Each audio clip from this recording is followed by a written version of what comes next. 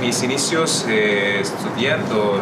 temas relacionados con masculinidades empiezan en el 2002, cuando me interesó a analizar qué significaba ser un varón entre algunos varones y también propiamente mujeres en el estado de Tamaulipas. Esto fue en el marco de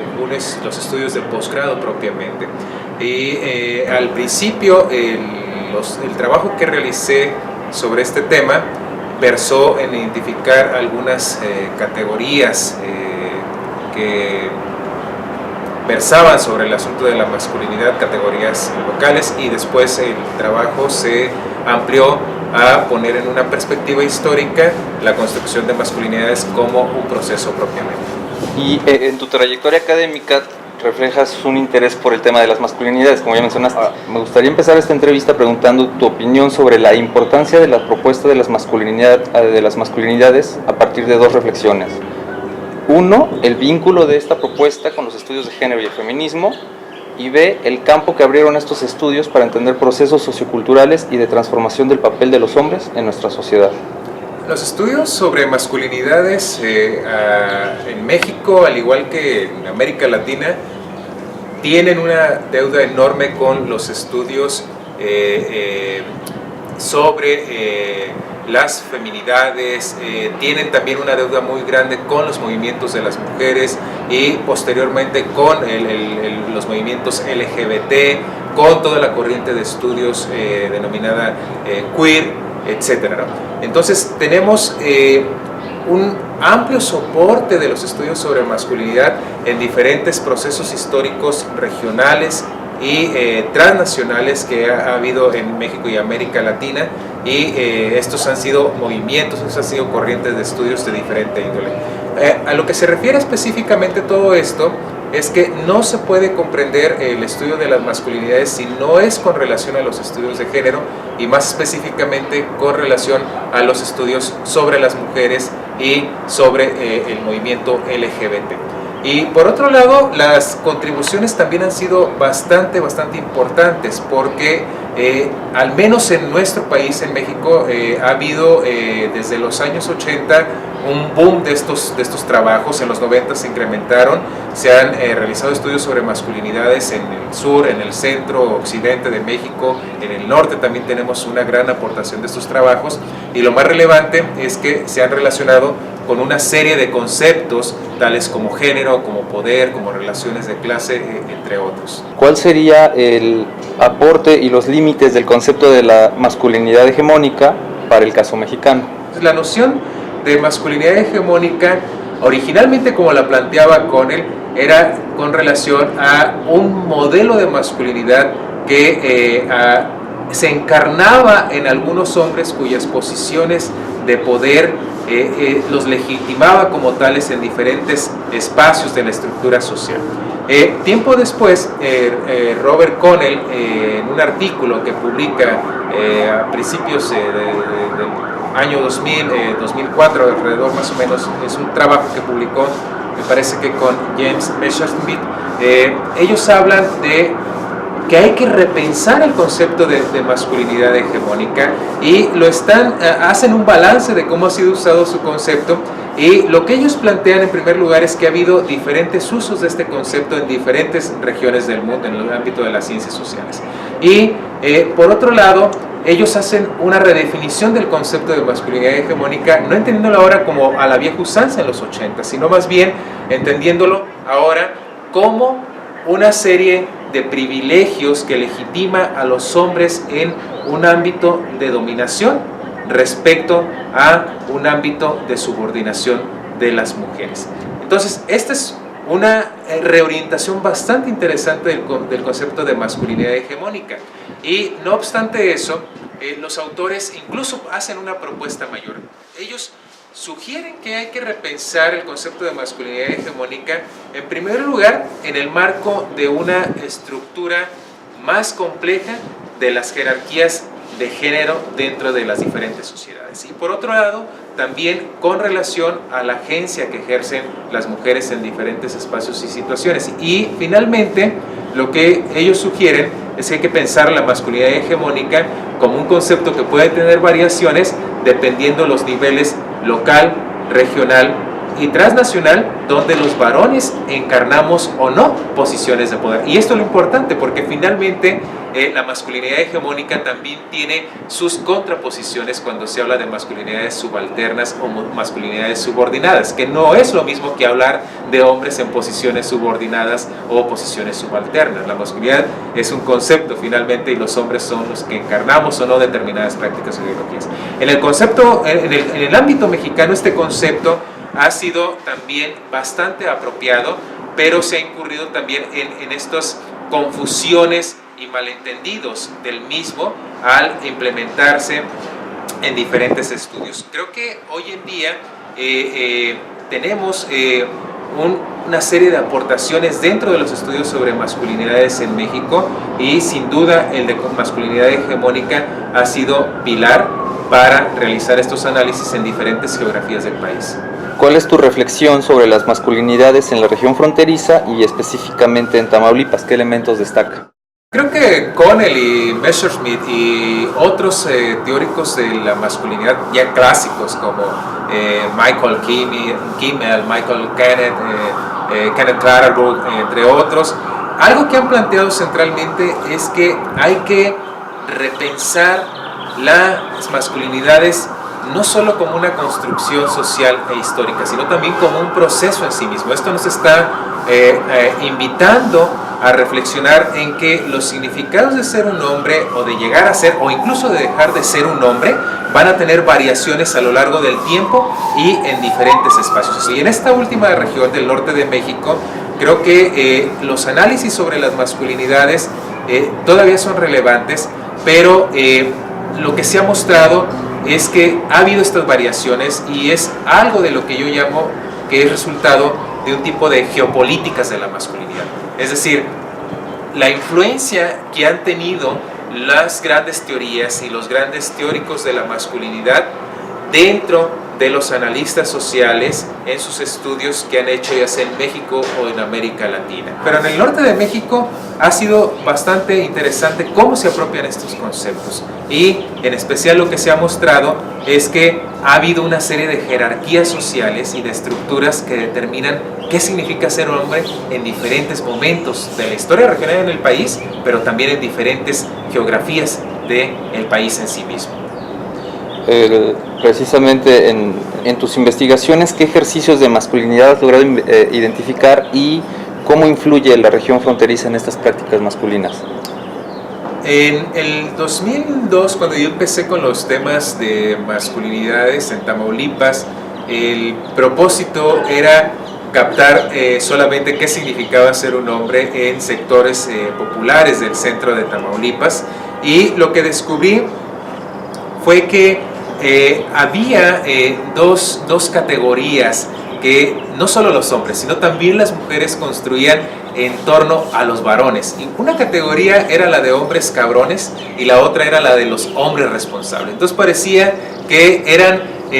dos grandes equipos de fútbol, por decirlo de alguna manera más coloquial, en la que los hombres participaban. O será un hombre cabrón o será un hombre responsable. Pero en términos analíticos y de prácticas cotidianas, me fui dando cuenta que estas categorías se encontraban traslapadas. Por un lado, mientras la categoría de hombres cabrones, los significados aludían a ser un hombre mujeriego, a ser un hombre que no apoyaba a las mujeres en diferentes ámbitos y actividades, y sobre todo a ser un hombre agresivo en diferentes sentidos, la categoría de hombres responsables más bien aludía a los hombres que eran copartícipes en actividades tales como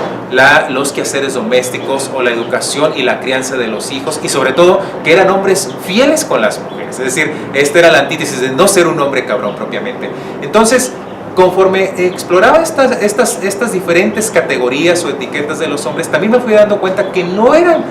a nivel empírico, no era algo separado en la vida cotidiana, porque había hombres que podían ser responsablemente cabrones o cabronamente responsables. Entonces, podían ser los padres más amorosos del mundo y quienes se acomedían o no apoyar en las labores domésticas, pero también le ponían al cuerno a las mujeres propiamente, ¿no? Entonces, esto nos está hablando a nivel analítico de cómo lo que significa ser un hombre o llegar a ser es algo totalmente maleable en la vida cotidiana, que está sujeto a las experiencias que tenemos los varones al desempeñarnos en diferentes espacios y situaciones de interacción social, pero también nos está mostrando cómo hay diferentes procesos de socialización en los que estamos todos los varones y también las mujeres insertos, y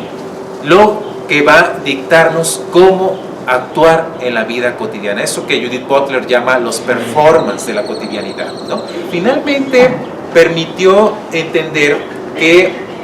las historias de los varones, las biografías de los hombres, al igual que las biografías de las mujeres, están insertas en procesos históricos más amplios, y aquí está la riqueza de comprender la construcción de masculinidades. En el caso de los varones que yo entrevisté en Tamaulipas, que fueron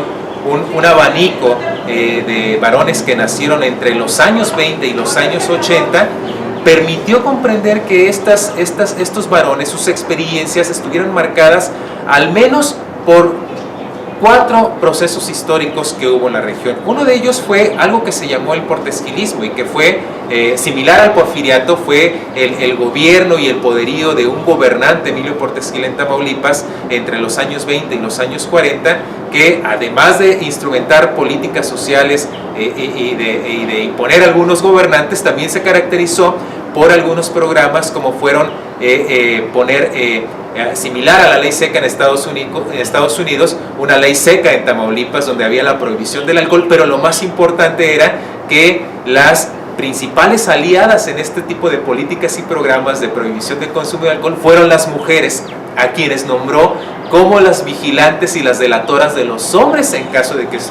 ingirieran bebidas alcohólicas, y empezar a sancionar a estos varones. Y todo ello era en nombre de las buenas costumbres, de las buenas familias. Por otro lado, también surgió algo dentro del ámbito escolar como parte de estas políticas escolares, y fue la de formar hombres de bien. Fue un discurso de que todas las familias en Tamaulipas tenían que enviar a sus hijos a las escuelas, porque de esta forma se formarían hombres de bien, útiles a el Estado y útiles a la nación. Y simultáneamente, algo que marcó también fue la creación de un himno a Tamaulipas, como existen muchos himnos en diferentes entidades del país. Entonces el himno lo que resalta es justamente el heroísmo, el ser patriota, el venerar a todos los caudillos, a los guerreros, a los políticos, a los milicianos de la entidad. Y las mujeres, por otro lado, en discursos como estos del himno, pues vienen a ser parte de la indumentaria del Estado, situándolas como las mujeres bellas que adornan los jardines en diferentes regiones de nuestra entidad. Otros procesos fueron, por ejemplo, los movimientos del campo a la ciudad que hubo entre los años 60 y los años 80 propiamente en Tamaulipas. Familias de comunidades rurales emigraron a comunidades urbanas. Esto no fue un fenómeno privativo de Tamaulipas, también pasó en México y en Estados Unidos, pero lo importante de aquí, al menos en la reconfiguración de los varones, fue que vino a poner en jaque a los varones del campo cuando se insertan en la ciudad. Pasaron de ser los patriarcas absolutos en sus comunidades rurales, donde ellos tenían su propio trabajo en los campos agrícolas, eran independientes, mandaban en su familia, ahora a ser parte de una jerarquía laboral donde alguien más los mandaba, era el patrón, especialmente en el ámbito de la construcción, donde había un jefe de albañiles y ellos venían a fungir como los ayudantes de albañiles, donde los ingresos no alcanzaban, y las mujeres, ante la necesidad económica, también empiezan a insertarse en las economías informales, lavando, planchando ajeno y contribuyendo a la economía familiar. Entonces esto reconfigura no solo las relaciones de género, sino también lo que significaba ser un hombre. Y otro de los procesos más relativamente contemporáneos, que es a partir de los años, fines de los 80 y en adelante, que le toca a una última generación de varones, veinteañeros aproximadamente para la época que yo hago los estudios, entre 2002 y 2004, es lo que se llamó el proceso de maquilización en Tamaulipas, como en otras regiones del norte de México. Las maquiladoras vienen a redefinir no solo la vida económica del norte de México, sino también a redefinir las relaciones de género, porque empiezan a captar principalmente mano de obra, no solo barata, sino también mano de obra joven. e inicialmente es mano de obra femenina y posteriormente masculina. Y el argumento que daban quienes dirigían estas maquiladoras es que se contrataba más mano de obra de mujeres porque las mujeres eran más responsables y sobre todo porque tenían dedos o manos más delicadas que permitían hacer actividades muy específicas dentro de las maquiladoras. Traducción: los hombres eran unos irresponsables que se la pasaban tal vez borrachos los fines de semana, no llegaban a tiempo a trabajar y tenían cuerpos toscos que no hacían trabajos de calidad y que por lo tanto no le eran útiles a el sistema de producción capitalista fronterizo que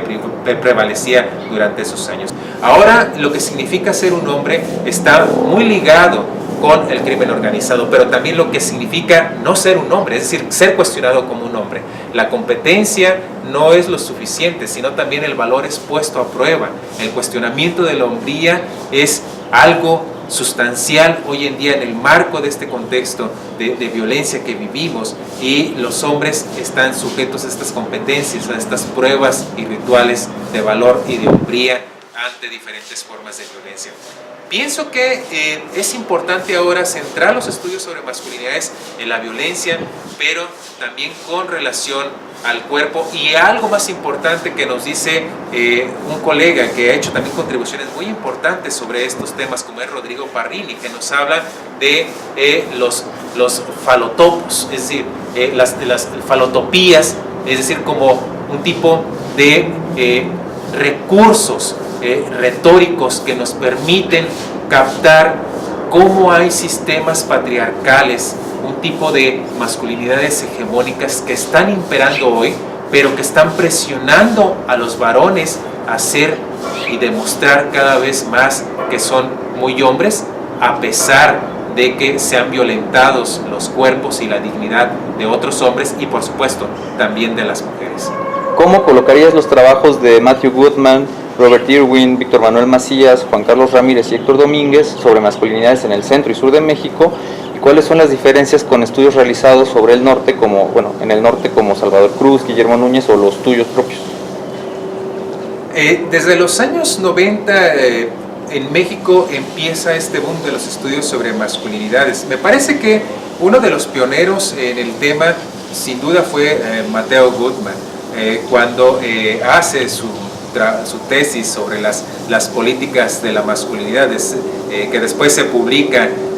como libro por el Colegio de México, de Ser hombre de verdad en la Ciudad de México, ni macho ni mandilón. Creo que Mateo abre la puerta a este tipo de estudios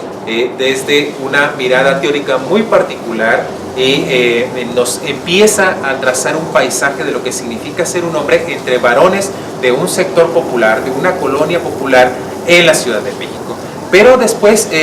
hay otra serie de trabajos que se empiezan a realizar, entre ellos los de Víctor Macías, a propósito de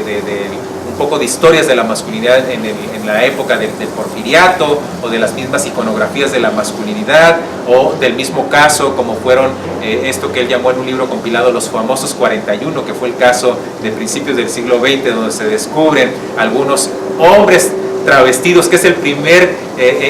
la primera noticia pública que tenemos de travestismo en México, y que a propósito ahí se supone que estaba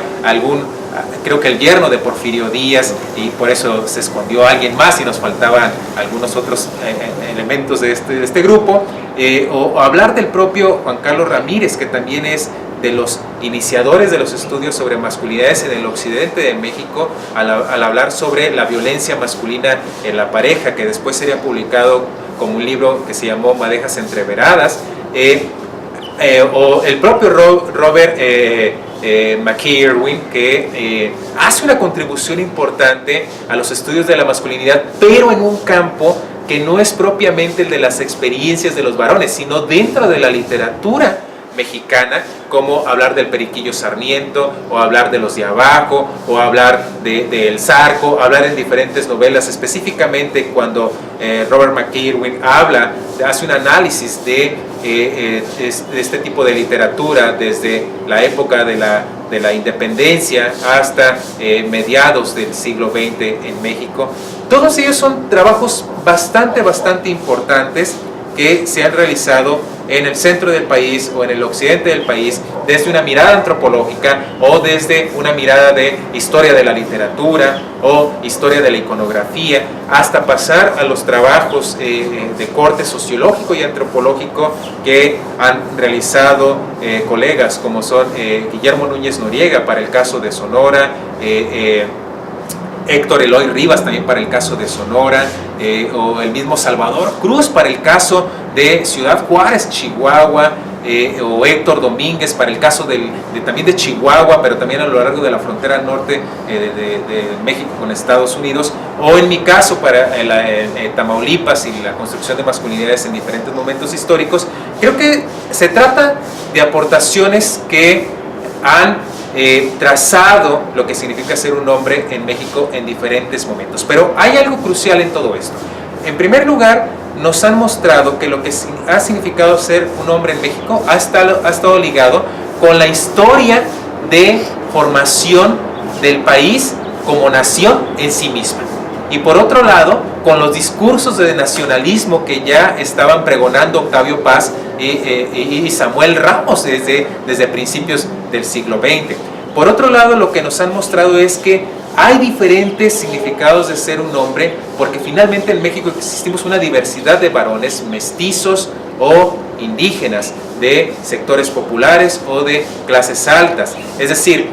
en la construcción de masculinidades en México tiene mucho que ver la etnicidad o la mesticidad, pero también la clase social. Y por otro lado, ha tenido mucho que ver los procesos históricos que, aunque tenemos fenómenos en común o historias en común en el país, ha habido matices de diferencia, es decir, ha habido historias regionales, por ejemplo, con los movimientos villistas en el norte de México o los movimientos zapatistas en el sur del país, en el marco de la Revolución Mexicana. Lo que significaba ser un hombre era distinto, en especial en el norte, cuando se trata de regiones o ciudades fronterizas con una influencia notable de las costumbres de las culturas de Estados Unidos. En ese sentido,